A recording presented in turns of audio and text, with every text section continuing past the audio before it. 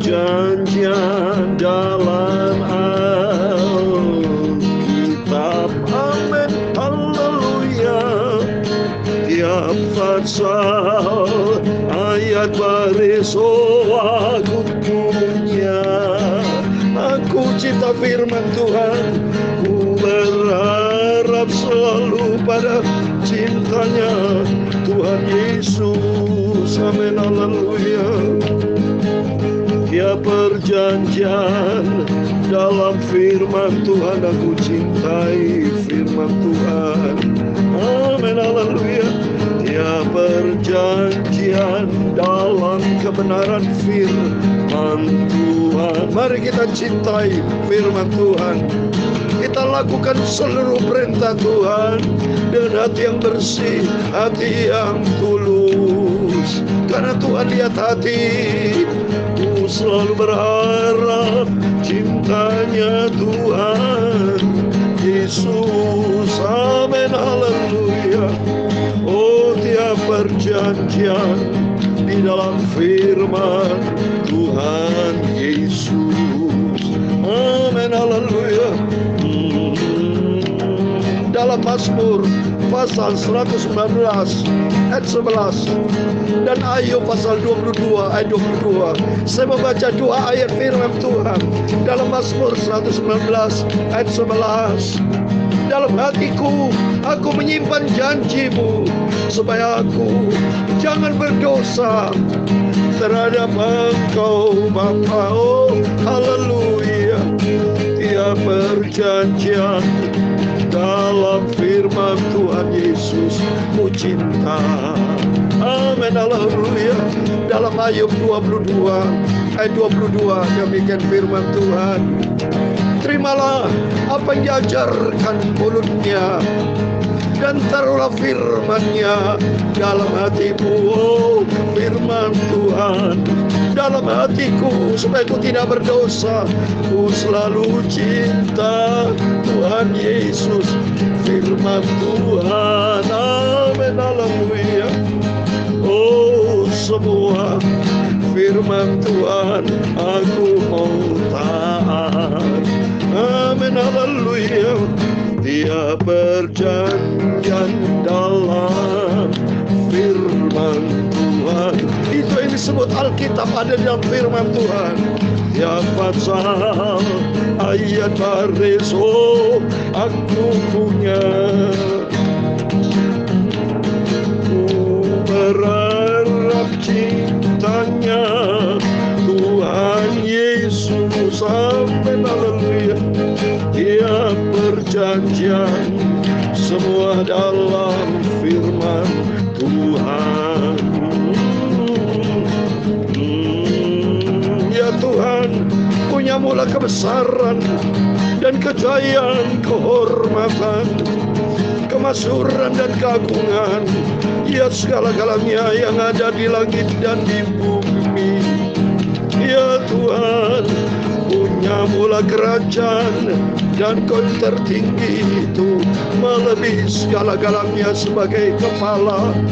Sebab kekayaan dan kemuliaan berasal daripada-Mu, dan Engkau-lah yang berkuasa atas segala-galanya. Dalam tangan-Mu lah kekuatan dan kejayaan, dalam tangan-Mu lah kuasa membesarkan dan mengokohkan segala-galanya. Sekarang ya Tuhan Yesus, Bapa kami bersyukur kepada-Mu dan memuji nama-Mu yang agung, kudus, sempurna. Amin, haleluya. Tiap ayat pasal semua firman Tuhan ku cinta. Amin, haleluya. Semua perintah Tuhan ku taati. Sebab Tuhan berfirman dalam Lukas pasal 11 ayat 28, kata Yesus, berbahagialah yang mendengar firman Tuhan dan memeliharanya. Oh, Aku mau cinta firman-Mu Bapa. Aku mau pelihara. Aku mau setia, taat menjadi pelaku firman Tuhan.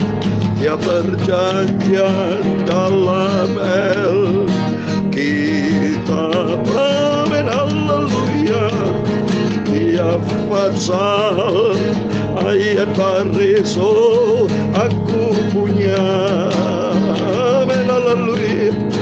Ku berharap cintanya Tuhan Yesus, amin, haleluya. Ya perjanjian firman Tuhan, aku cinta Yesus. Terima kasih Bapa. Sucikan mulut kami Bapa, sucikan hati kami Bapa. Kami butuh firman-Mu. Biar kami semua anak-anak-Mu yang mendengarkan firman Tuhan, kami semua diberkati Tuhan. Yaitu kami mau taat, kami mau setia, kami cinta Yesus. Cinta Yesus berarti kami mau taat, melakukan perintah-perintah Tuhan sampai langkah kami yang terakhir, bahkan sampai kami berjumpa dengan Yesus di surga kekal selama-lamanya. Ampuni Tuhan segala dosa, kesalahan kami, kekilapan kami, kekurangan kami. Ampun Tuhan. Berfirman-Lah Tuhan, urapi kami semua Tuhan. Roh Kudus akan tuntun hidup kami. Sekali lagi minta ampun, layakkan kami yang orang berdosa nih Yesus. Engkau Maha Kudus, Maha Agung, Maha Mulia, Maha Sempurna. Hidup kami disucikan, dibenarkan oleh firman Tuhan. Segala puji, hormat, segala kebesaran, ketinggian, kemuliaan, keagungan, kesempurnaan, kekudusan tempat tertinggi di atas segala-galanya bagi Allah Bapa di dalam kerajaan surga, di dalam nama di atas segala nama, yaitu Tuhan Yesus Kristus. Kami hamba-Hamba-Mu, anak-Mu berdoa. Amin. Haleluya. Puji Tuhan.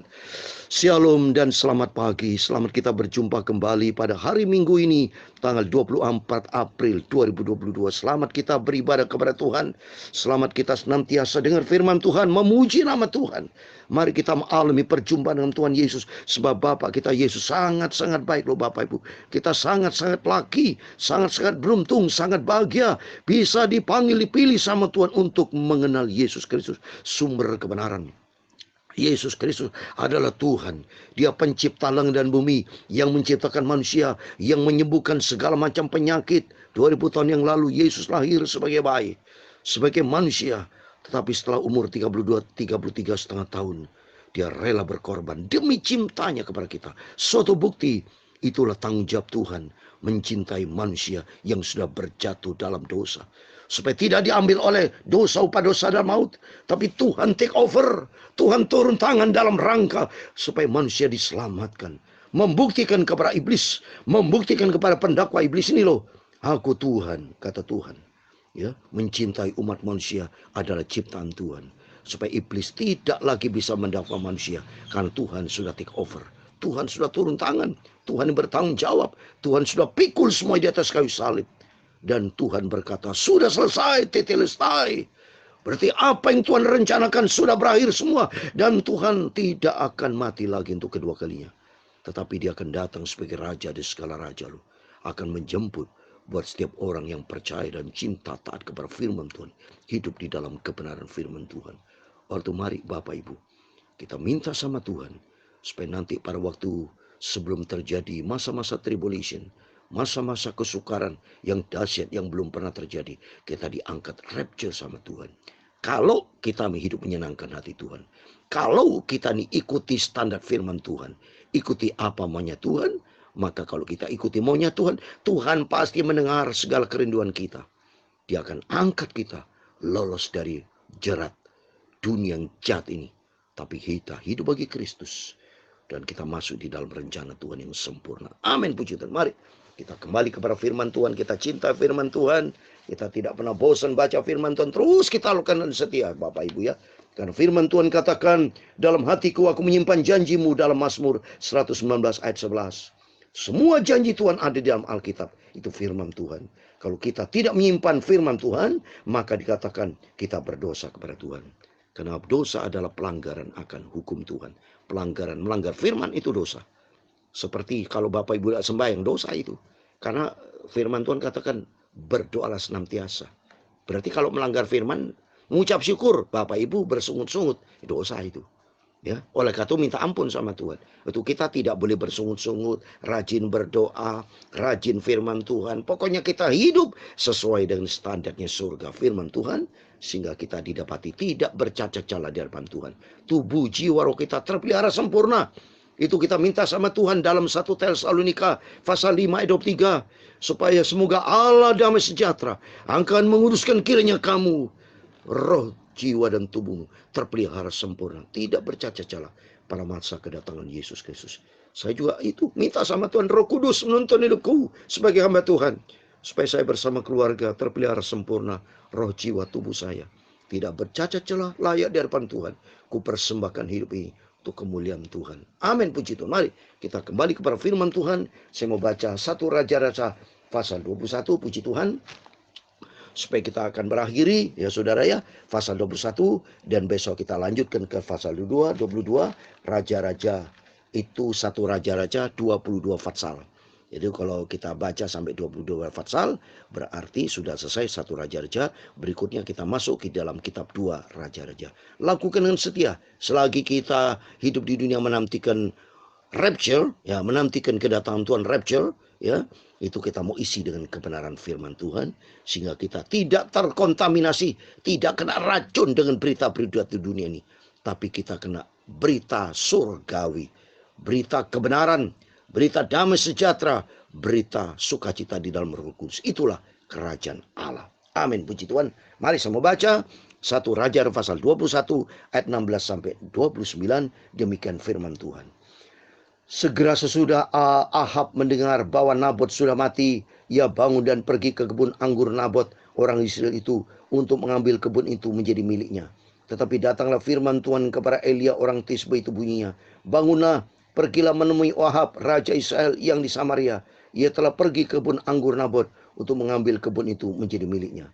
Katakanlah kepadanya, demikian begitulah firman Tuhan, engkau telah membunuh serta merampas juga. Katakan pula kepadanya, beginilah firman Tuhan, di tempat anjing telah menjilat darah Nabot, di situ jugalah anjing akan menjilat darahmu. Kata Ahab kepada Elia, sekarang engkau mendapatkan aku, hai musuhku. Jawabnya, memang sekarang aku mendapat engkau, karena engkau sudah memperbudak diri dengan melakukan apa yang jahat di mata Tuhan.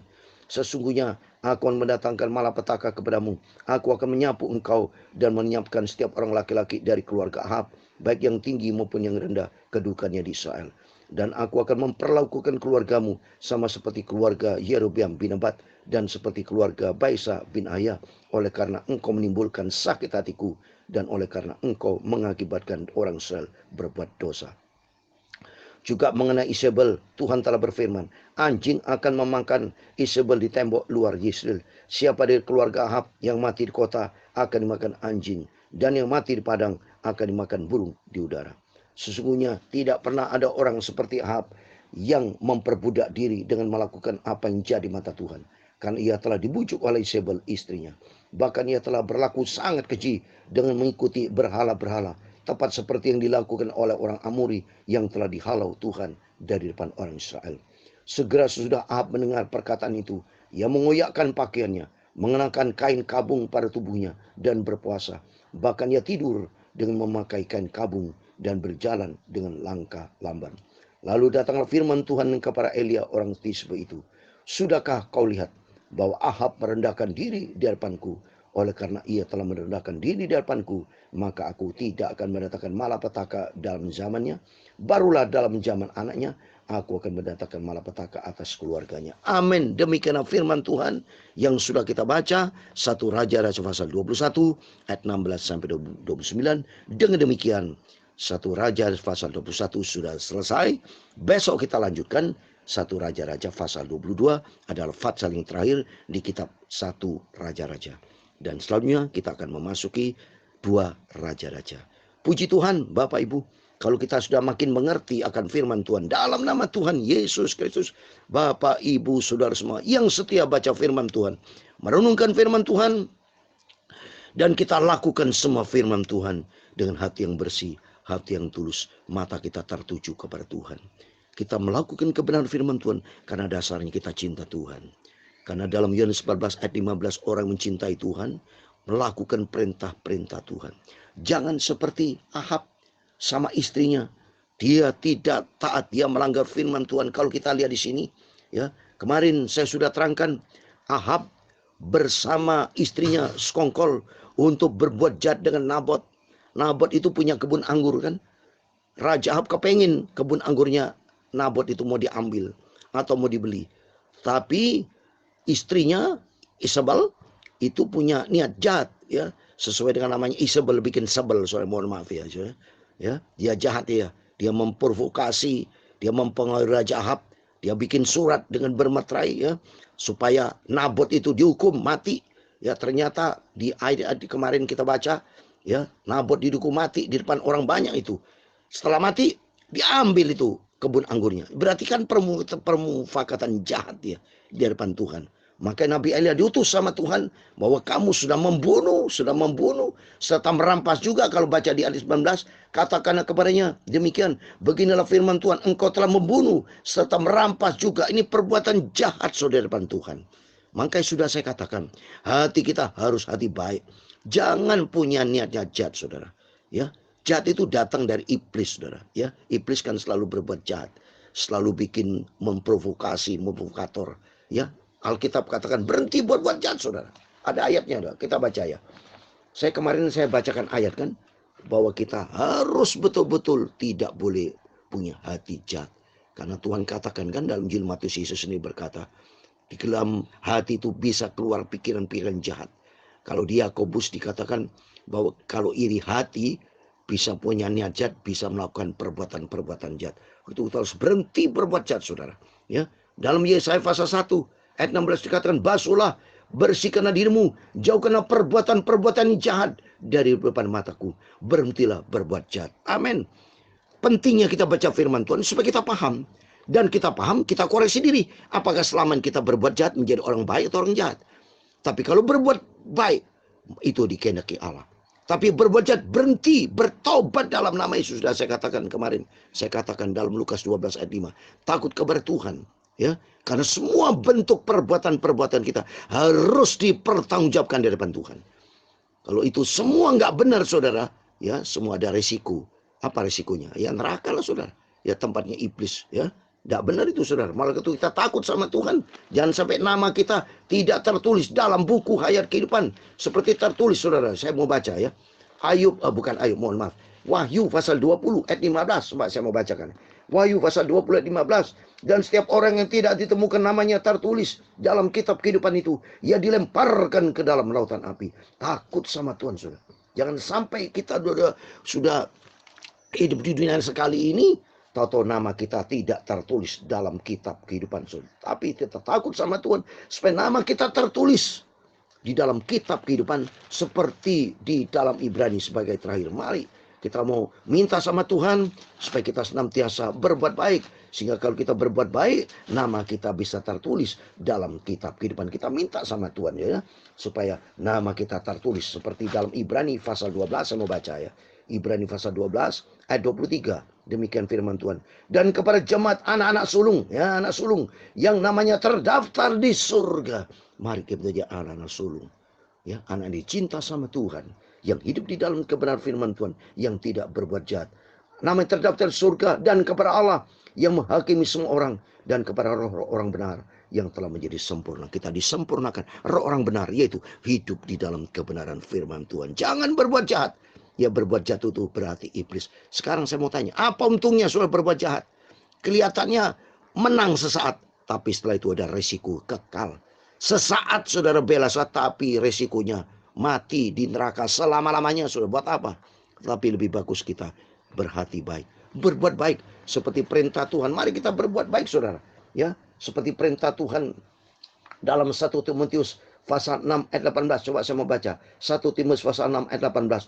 Peringatkanlah agar mereka itu berbuat baik, menjadi kaya dalam kebajikan, suka memberi dan membagi. Ini kaya dalam berbuat kebaikan, kebajikan, suka memberi. Jadilah orang baik, suka memberi. Di antara Bapak Ibu ada yang suka memberi, baik kepada saya, kepada Tuhan. Itu terima kasih, itu dicatat sudah dalam buku kehidupan. Dicatat itu. Setiap perbuatan baik dicatat oleh malaikat Tuhan. Oleh itu mari melalui firman-firman, mari kita belajar untuk senantiasa berbuat baik. Hidup di dalam kebenaran firman Tuhan. Karena nanti suatu hari kelak, kalau Yesus datang, nama kita tertulis dalam buku kehidupan. Kita rapture, minta sama Tuhan. Terbang bersama Yesus. Kekal surga. Surga, saudara. Surga kekal selama-lamanya. Tidak ada kesengsaraan lagi. Tidak ada rasa duka lagi. Bersama Yesus. Bahagia selama-lamanya. Amin. Tuhan memberkati itu. Tiap perjanjian di dalam kitab. Amin. Haleluya. Tiap pasal ayat baris, oh aku cinta Yesus. Amin, haleluya. Ku selalu berharap cintanya Tuhan Yesus. Amin, haleluya. Tiap perjanjian dalam firman Tuhan. Amin, haleluya. Tiap perjanjian semua di dalam kebenaran firman Tuhan. Kita cinta Yesus, komit dengan Tuhan. Tiap pasal ayat baris, oh ku taruh dalam hatiku. Kita mau melakukan firman Tuhan. Ku selalu berharap cintanya Tuhan Yesus. Amin, haleluya. Tiap perjanjian dalam firman Tuhan yang ku cintai. Amin, haleluya. Ku mau setia dan taat cinta Tuhan Yesus. Amin, haleluya. Sampai kita masuk di surga selamanya. Amin, haleluya. Tuhan memberkati engkau dan melindungi engkau. Tuhan menyinari engkau dengan wajahnya dan memberi engkau kasih karunia.